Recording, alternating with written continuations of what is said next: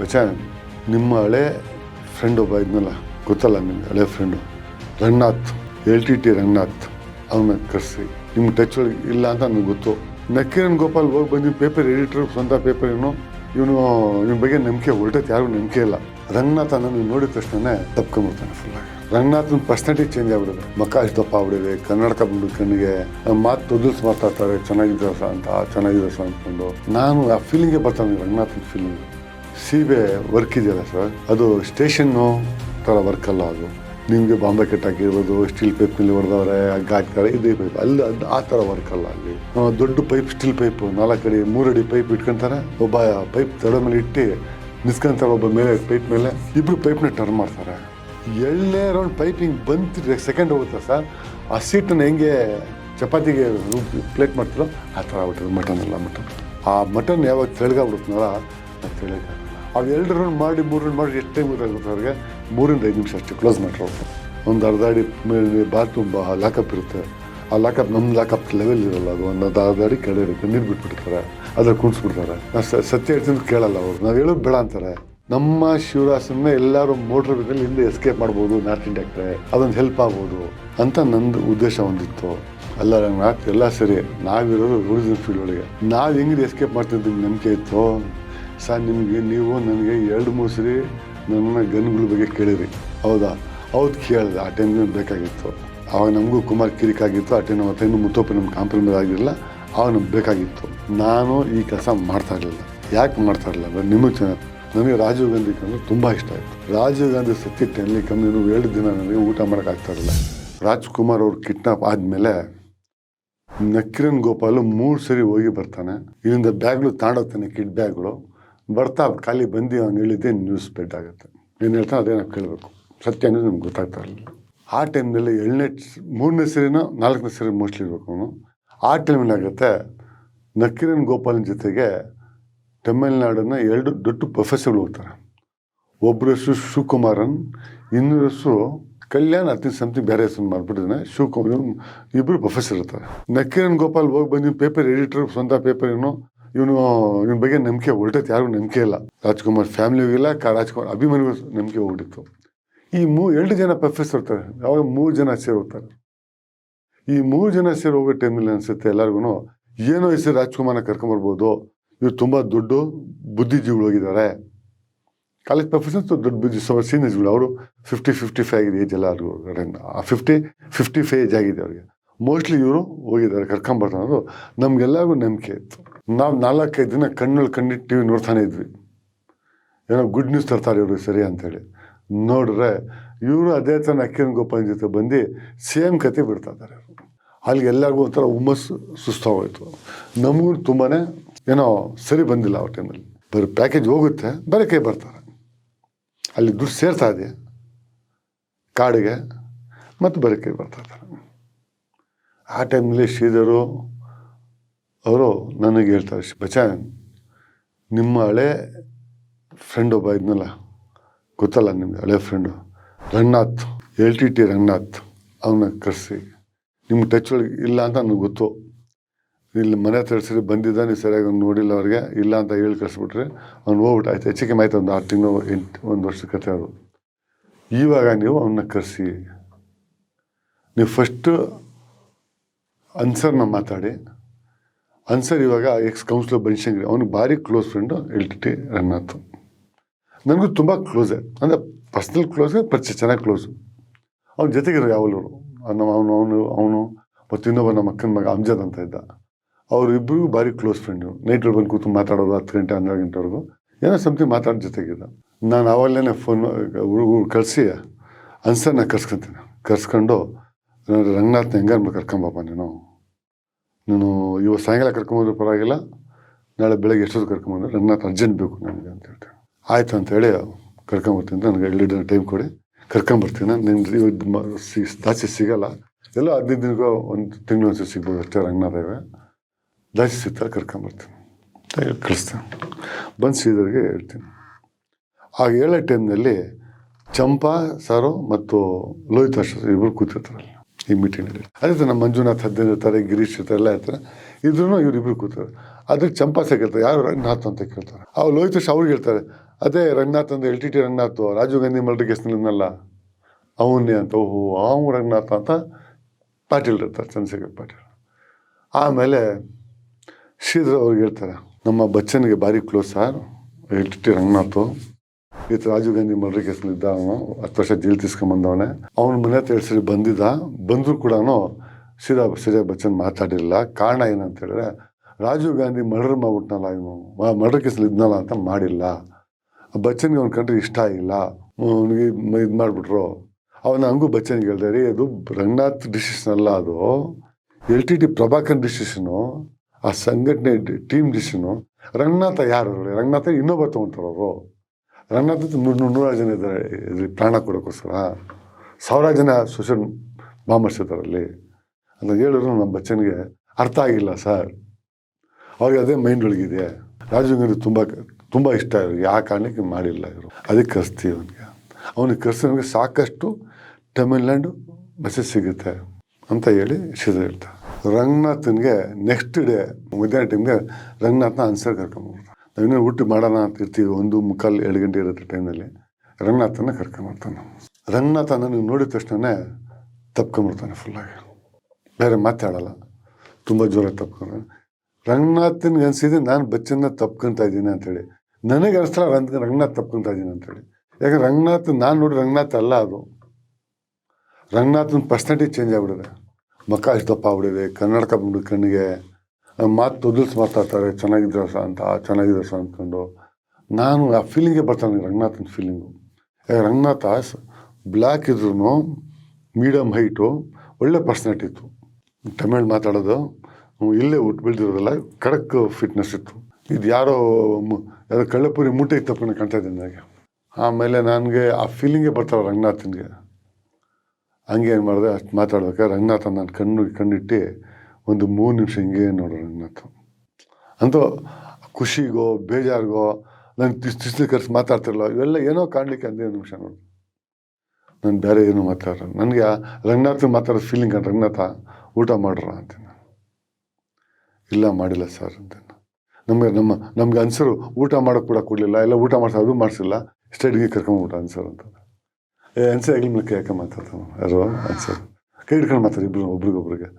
ಆಮೇಲೆ ನಾನು ಹೇಳ್ತೀನಿ ಊಟ ಮಾಡೋಣ ಅಂತೇಳಿ. ಆಯ್ತು ಅಂತ ಊಟ ಅನ್ಸರ್ ರಂಗನಾಥನ ಬಿಟ್ಟು ಅವ್ನು ನಾನು ಸ್ವಲ್ಪ ಕೆಲಸ ಅಂತ ಓಡ್ತಾನೆ, ಅಲ್ಲಿಂದ ಹೋಗ್ಬಿಡ್ತಾನೆ. ರಂಗನಾಥನ ಕರ್ಕೊಂಡು ನಾನು ಹಂಗೆ ಶ್ರೀಧರ್ಮನಿಂದ ಊಟ ತರಿಸ್ಕೊಂಡು ಪಕ್ಕದ ನಮ್ಮ ಆಫೀಸ್ ಅದು, ನಮ್ಮ ಹಳೆ ಮನೆ ಹತ್ರ ಪಕ್ಕದ ಆಫೀಸ್ ಇತ್ತು. ಈ ಮನೆ ಇಲ್ಲ ಅವಾಗ, ಹಳೆ ಮನೆ.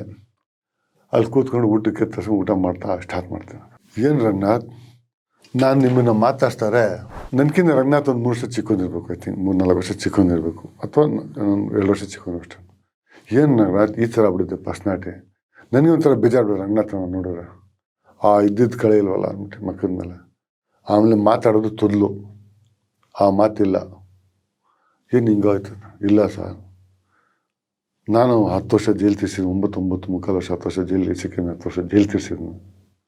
ಜೊತೆಗೆ ನಾನು ಸಿಕ್ಕಣ್ಣಲ್ಲ ಕೇಸು, ಆ ಕೇಸ್ನಲ್ಲಿ ಜನ ಅಂತ ಹೇಳ್ತಾರೆ ರಂಗನಾಥ್ ಹಿಡಿದು 5 ನಿಮಿಷ ಬಾಯಿ ಬಿಟ್ಬಿಟ್ಟ ಅಂತ ಹೇಳ್ತಾರೆ.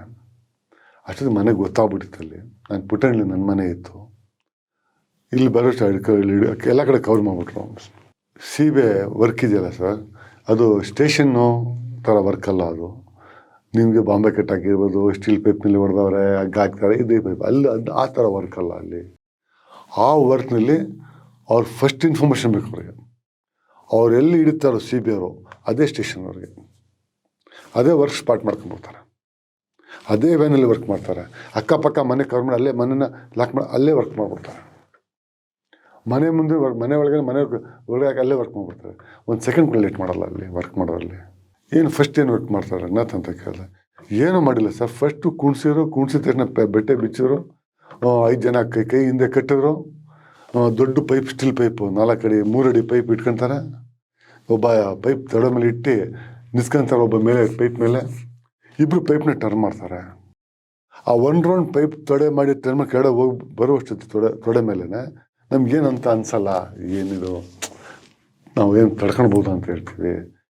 2ನೇ ರೌಂಡ್ ಪೈಪಿಂಗ್ ಬಂತು, ಸೆಕೆಂಡ್ ಹೋಗುತ್ತಾ ಸರ್, ಆ ಸೀಟನ್ನು ಹೆಂಗೆ ಚಪಾತಿಗೆ ಪ್ಲೇಟ್ ಮಾಡ್ತಿರೋ ಆ ಥರ ಆಗ್ಬಿಟ್ರೆ ಮಟನ್. ಆ ಮಟನ್ ಯಾವಾಗ ತೆಳಗಾಗ್ಬಿಡುತ್ತಲ್ಲ ನಾವು ತೆಳಿಯೋಕ್ಕಾಗಲ್ಲ. ಎಷ್ಟೇ ಗಟ್ಟಿ ಎಷ್ಟೇ ಸ್ಟ್ರಾಂಗ್ನು 2ನೇ ರೌಂಡು 3ನೇ ರೌಂಡ್ಗೆ ಅವನ್ನೆಲ್ಲ ಸತ್ಯ ಹೇಳೇ ಬಿಡ್ತಾನೆ. ಅವು 2 ರೌಂಡ್ ಮಾಡಿ 3 ರೌಂಡ್ ಮಾಡಿ ಎಷ್ಟು ಟೈಮ್ ಗೊತ್ತಾಗುತ್ತೆ ಅವ್ರಿಗೆ? 3ರಿಂದ 5 ನಿಮಿಷ ಅಷ್ಟೇ ಕ್ಲೋಸ್ ಮಾಡಿರೋದು. 3ರಿಂದ 5 ನಿಮಿಷಕ್ಕೆ ಮೆಸೇಜ್ ತೊಗೊಂಡ್ಬಿಡ್ತಾರೆ, ಬಿಡಿಸ್ಬಿಡ್ತಾರೆ. ಆ 4 ನಾವು ಹೇಳ್ತಿದ್ರು ಬಿಡಲ್ಲ ಕಡೆಗವರು. ಇನ್ನೂ 2-3 ರೌಂಡ್ ಎಕ್ಸ್ಟ್ರಾನೇ ಮಾಡ್ತಾರೆ ಅವರು. ಸತ್ಯ ಹೇಳಿದ್ರು ಬಿಡಲ್ಲ ಅವ್ರು. ಸತ್ಯ ಹೇಳಿದ್ರು ಇನ್ನೂ 3-4 ರೌಂಡ್ ತಿರ್ಸ್ಬಿಡ್ತಾರೆ ರೋಲ್. ಒಂದು 5 ರೌಂಡ್ ತಿರ್ಸಿ ಒಂದು 10 ರೌಂಡ್ ತಿರ್ಸ್ಬಿಟ್ರೆ ನಮ್ಮದು ಮಟನ್ ಕೆಳಗಾಗ್ಬಿಡುತ್ತೆ. ಒಂದು ಇಂಚ್ ಅಳ್ಳಾಡ್ಬೇಕು ಪ್ರಾಣ ಹೋಗ್ಬಿಡ್ತದು. ಆವಾಗ ಬಾಯಿ ಬಿಟ್ಬಿಡ್ತೀವಿ. ಅಲ್ಲಿ ಮುಗೀತು. ಅಲ್ಲಿಂದ ಕರ್ಕೊಂಡು ಹೋಗ್ತಾರೆ CBI ಆಫೀಸ್ನಲ್ಲಿ. ನೀವು ನನ್ನ ಮಕ್ಕಳೇ ಸಾಯಿರಿ ಅಂತ ಹೇಳಿ ಲೆಕ್ಕಾಚಾರ. ಈ ಕೇಸಲ್ಲಿ ಯಾರು ಮಾತಾಡೋಂಗಿಲ್ವಲ್ಲ. ಈ ಸತ್ಯ ಯಾಕೆ ಸಾಯ್ಲಿಲ್ಲ ಅನ್ನೋ ಫೀಲಿಂಗ್ ಇರುತ್ತೆ ನಮಗೆ. ಕರೆಂಟ್ ಕೊಟ್ಟು ಬಿಟ್ಬಿಟ್ಟಿರ್ತಾರೆ, ನೀರು ಕುಡಿಸಿರ್ತಾರೆ. ಒಂದು ಅರ್ಧ ಅಡಿ ಮೇಲೆ ಬಾತ್ರೂಮ್ ಲಾಕಪ್ ಇರುತ್ತೆ.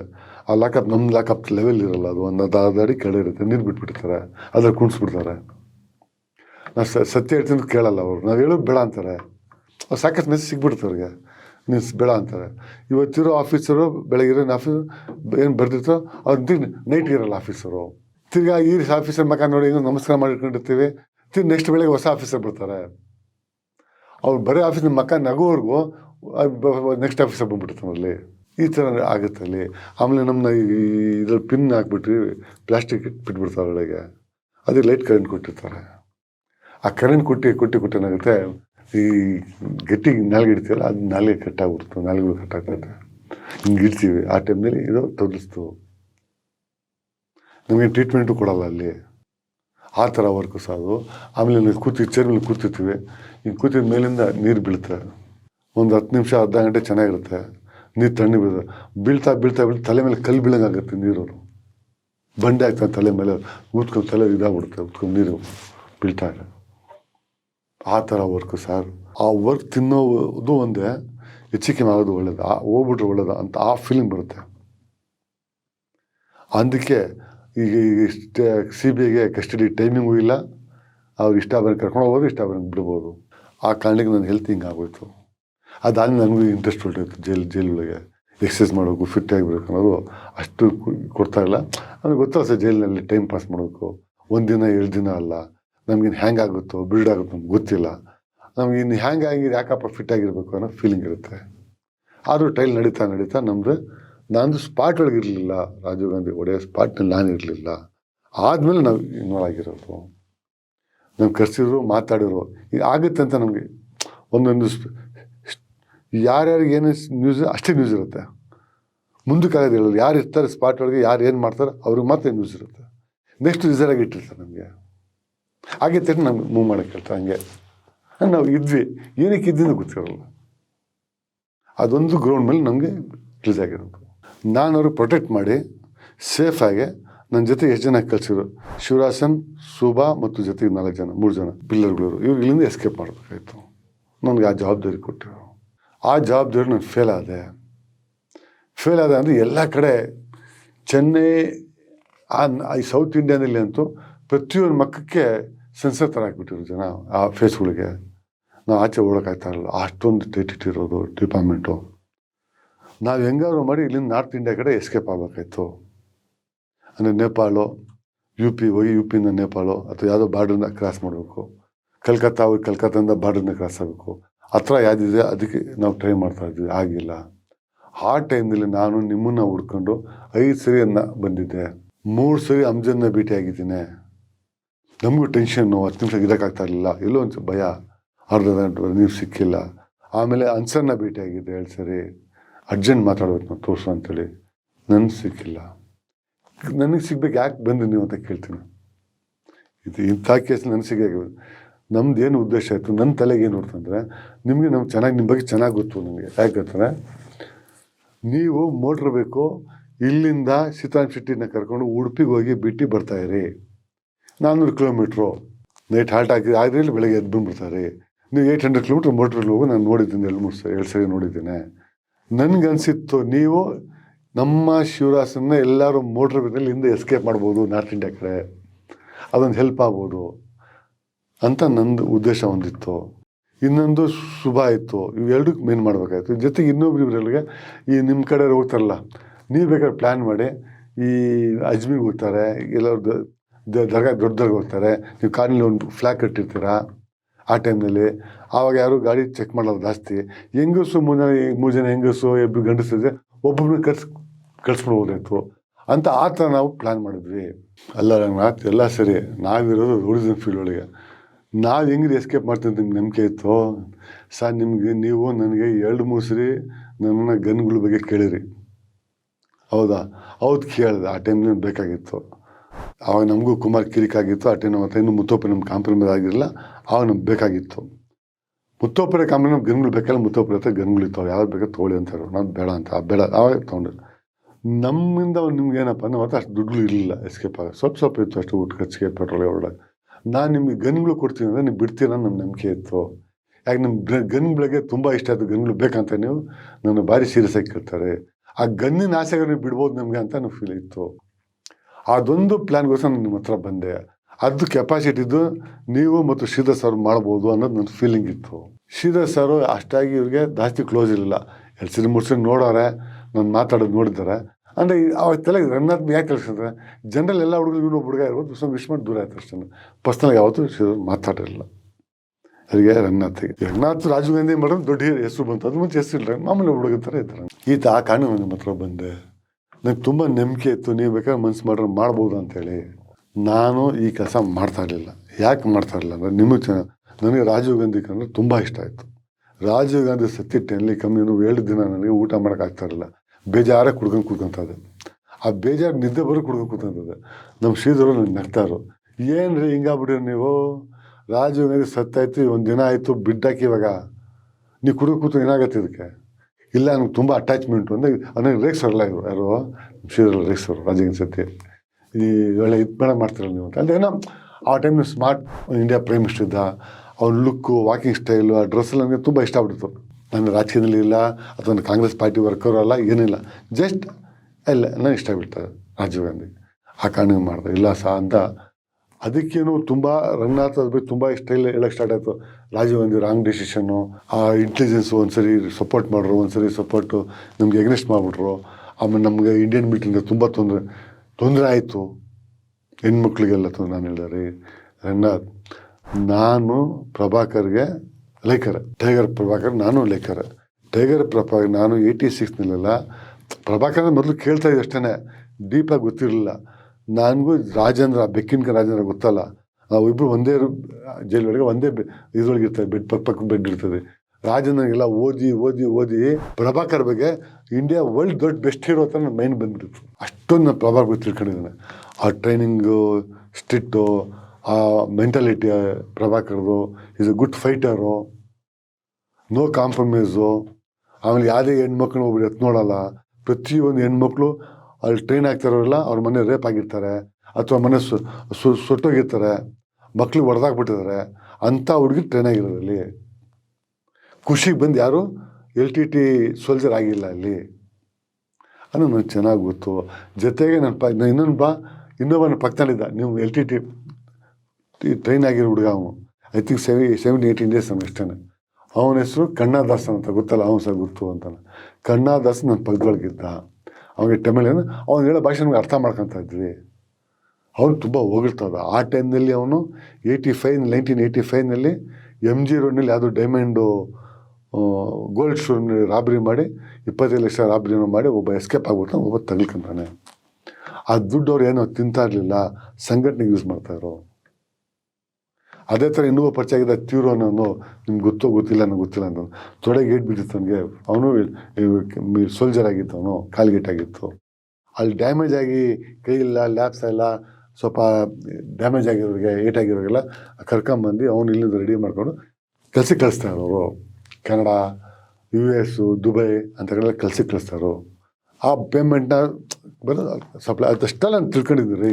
ಪ್ರಭಾಕರ್ ಬಗ್ಗೆ ಗೊತ್ತಿಲ್ಲ ಅಂತ ಗೊತ್ತಿಲ್ಲ, ಆದರೆ ಪ್ರಭಾಕರ್ ಎಷ್ಟೇ ಚೆನ್ನಾಗಿದ್ದು ಗೊತ್ತಿದ್ರು ರಾಜೀವ್ ಗಾಂಧಿ ನನಗೆ ತುಂಬ ಇಷ್ಟ ಆಯಿತು. ನಮ್ಮ ದೇಶದ ಪ್ರೈಮ್ ಮಿನಿಸ್ಟರ್ ಹೊಡೆದಾಗ್ಬಿಟ್ಟು ನಾವು ಹೆಂಗೆ ಸಪೋರ್ಟ್ ಮಾಡೋಕ್ಕಾಗತ್ತೆ? ನೀವು ಹೇಳ್ತಾ ಸರಿ, ನಾನು ಮನ್ಸು ಮಾಡಿದ್ರೆ ಮೋಟ್ರ್ ಬೇಕವ್ರಿಗೆ ಶಿವರಾಸನಿಗೆ ಎಲ್ಲರೂ ಪಾಸ್ ಮಾಡಿಸ್ಬೋದಾಯಿತು. ಬೇರೆ ಕೇಸನ್ನು ಮಾಡ್ತದೆ, ಈ ಕೇಸನ್ನು ಮಾಡ್ಸೋಕ್ಕಾಗ್ತಾ ಇರಲಿಲ್ಲ. ಆಮೇಲೆ ನಾವು ಮಾಡ್ಸೋಕ್ಕಾಗ್ತಾಯಿಲ್ಲ ರೀ, ನಾವಿರೋ ರೋಡಿಸಮ್ ಫೀಲ್ಡ್ ಒಳಗೆ ಈ ಟೆರರಿಸಮ್ ಕೇಸ್ನ ಮಾಡೋಕ್ಕಾಗಲ್ಲ. ಎರಡನೇದು, ಆ ಟೈಮ್ನಲ್ಲಿ ನಮ್ಮದು ಆಯಿಲ್ ಕುಮಾರ್ದು ಹೀಟ್ ಸ್ಟಾರ್ಟ್ ಆಗ್ಬಿಟ್ಟಿತ್ತು. ಹೀಟ್ ಸ್ಟಾರ್ಟ್ ಆಗಿ ನಾವು ಮುತ್ತೊಪ್ಪರೆ ತುಂಬ ಫ್ರೆಂಡ್ಲಿ ಆಗಿದ್ದೀವಿ, ಬ್ರದರ್ಸ್ ಥರ ಇದ್ದೀವಿ. ನಾವು ಮುತ್ತೊಪ್ಪರೆ ಇಬ್ಬರು ಸೇರಿ ಕುಮಾರಿಗೆ ಮುಗಿಸೋಕ್ಕೆ 3 ತಿಂಗಳಿಂದ 24 ಗಂಟೆ ಪ್ಲ್ಯಾನ್ ಮಾಡ್ತಾ ಇದ್ದೀವಿ ನಾವು, ಯಾವ ಥರ ಮಾಡಬೇಕು ಅಂತೇಳಿ. ನಾವು ಕುಮಾರ್ನ ಮುಗಿಸಿಲ್ಲ ಅಂದರೆ ಇಮ್ಮಿಡಿಯೇಟ್ಲಿ ಕುಮಾರು ರೈಗೆ ಮುಗಿಸ್ಬೇಕು ಅನ್ನೋದು ಮುತ್ತೊಪ್ಪರೆ ತಲೆಗೆ ಬಂದ್ಬಿಟ್ಟಿತ್ತು. ಅಂದರೆ ನಮಗೆ ಮುಗಿಸೋಕ್ಕೆ ನಮ್ಮ ಮೇಲಾಗಿ ಕಂಡಿಟ್ಟಿದ್ದು ಫಸ್ಟ್ ರೈಗೆ ಮುಗಿಸ್ಬೇಕಂತ ಇತ್ತು ಕುಮಾರಿಗೆ. ಆ ಕಾರಣ ನಾವು ಅದು ಕೆಲಸ ಮಾಡ್ತೀವಿ. ಈ ಕೆಲಸಕ್ಕೆ ನಮ್ಮ ಕೈ ಆಗ್ತಾಯಿಲ್ಲ. ರಂಗನಾಥು ಇಷ್ಟೆಲ್ಲ ಜೊತೆಗೆ ಊಟ ಮಾಡ್ತಾನೆ, ಎಲ್ಲ ಮಾತು ಮುಗಿಸ್ತಾ ಹೋಗ್ತೀವಿ. ರಂಗನಾಥು ನಂತರ ಊಟ ಮಾಡಲ್ಲ, ತುಂಬ ಕಮ್ಮಿ ಊಟ, ಒಂದೇ ಒಂದು ಪೀಸ್ ಚಿಕನು, ಸ್ವಲ್ಪ ಅನ್ನ ಅಷ್ಟೇ, ಜಾಸ್ತಿ ಮಾಡ್ರಿ ಇಲ್ಲ ಮಾಡಲ್ಲ, ಸಾಕು ಅಂತ ಮಾತಾಡ್ಕೊಂಡು ಊಟ ಎಲ್ಲ ಆದಮೇಲೆ ಸಿಗರೇಟ್ ಸಿಗ್ತಾ. ರಂಗನಾಥ್ ಸಿಗರೇಟ್ ಸಿಗ್ತಾ ಇರಲಿಲ್ಲ. ನಾನು ಸಿಗರೇಟ್ ಸಿಗ್ತಾ, ರಂಗನಾಥ್ ನಾನು ನಿಮ್ಗೆ ಯಾಕೆ ಕರೆಸಿದ್ದೆ ಅಂತ ನಿಮಗೆ ಐಡಿಯಾ ಇದೆಯಾ ಅಂತಾನೆ. ರಂಗನಾಥ್ ನೋಡ್ರಿ ನಗ್ತಾನಿಗೆ, ನೋಡಿ ನಕ್ಕೊಂಡು, ಹೌದು ಸರ್, ನೀವು ಯಾಕೆ ಕರೆಸಿ ನನಗೆ ಗೊತ್ತು ಅಂತಾನೆ. ಆಯ್ತು ಬನ್ನಿ ಶ್ರೀಧರ್ ಹತ್ರ ಹೋಗೋಣ ಅಂತೇಳಿ ಶ್ರೀಧರ್ ಹತ್ರ